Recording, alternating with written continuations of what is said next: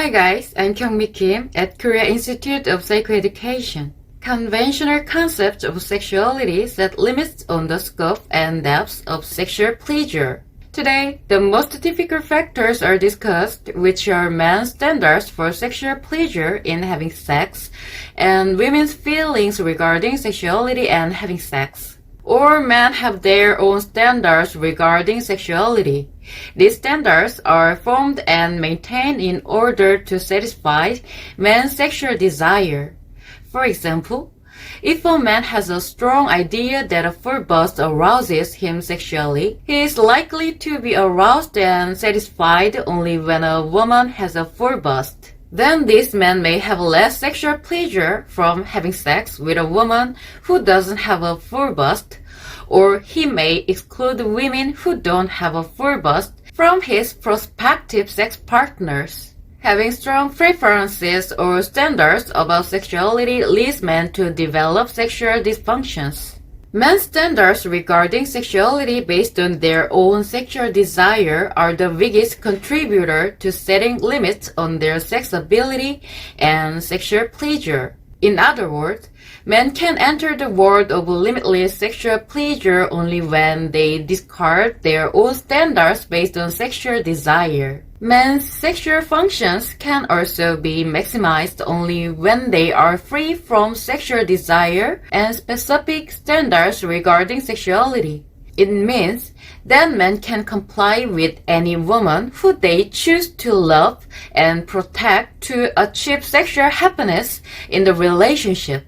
In this condition, men's sexual functions are controlled not by themselves, but by the woman partner in the way the woman wants. Many men and women misunderstand that women's sexual pleasure is less than men's sexual pleasure in its scope and depth. It is because the distorted concept of sexuality has been formed and maintained for such a long time in history, with men at the center instead of women. The most basic distortion is the belief that men's sexual pleasure starts from sexual desire. Women's sexual pleasure is greater in its scope and depth than men's sexual pleasure by nature. Women's sexual pleasure doesn't even end with reaching orgasm. To put it more accurately, the idea of ending doesn't apply to women's sexual pleasure. The idea that having sex ends with men's ejaculation is completely man-centered and absolutely limiting. The idea that penetration and ejaculation are major parts of having sex also sets limits on the scope and depth of sexual pleasure and on men's sexual functions. Men's sexual pleasure and sexual functions can become limitless only when women's sexual pleasure becomes the standard in having sex. Then, what about women's feelings regarding sexuality as an important factor that sets limit on sexual pleasure? Women's feelings regarding sexuality sets limits on sexual pleasure even more than men's standards regarding sexuality based on sexual desire. Women's feelings regarding sexuality and having sex plays the role of protecting women by limiting the sex partner to a man toward whom women have positive feelings, that is, a man who they can have sex without damaging their emotions.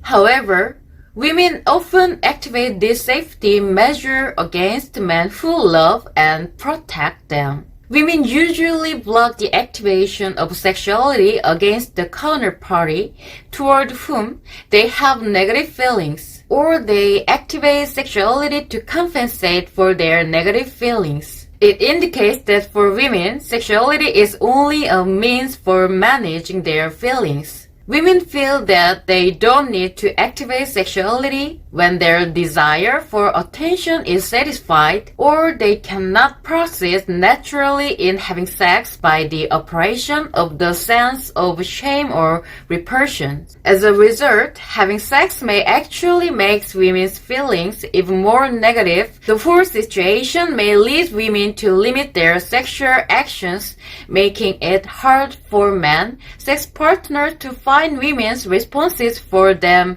to act upon.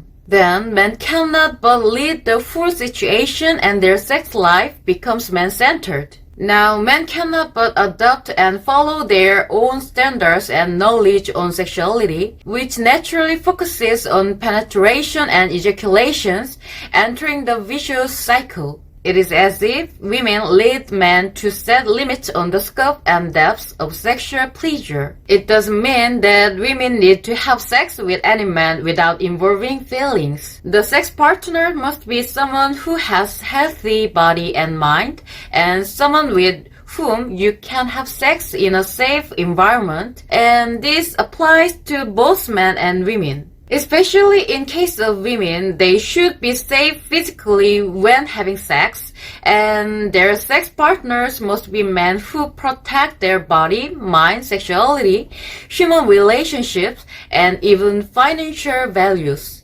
When all the above conditions are met, women must separate all her feelings from sexuality and having sex, and must enjoy making sexual expressions as much as possible. Women should focus only on themselves when having sex and should never try to comply with men or limit themselves. Thus, when men's standards and women's feelings on sexuality as well as selfish purposes are excluded in having sex, couples can experience a new and much higher level of sexual pleasure that is completely different from what is known. To be able to do that, men must discard sexual desire to erase standards on sexuality, and women must build habits for separating sexuality and feelings to erase feelings on sexuality. It may not be easy, but you can definitely achieve the goal by adopting the right method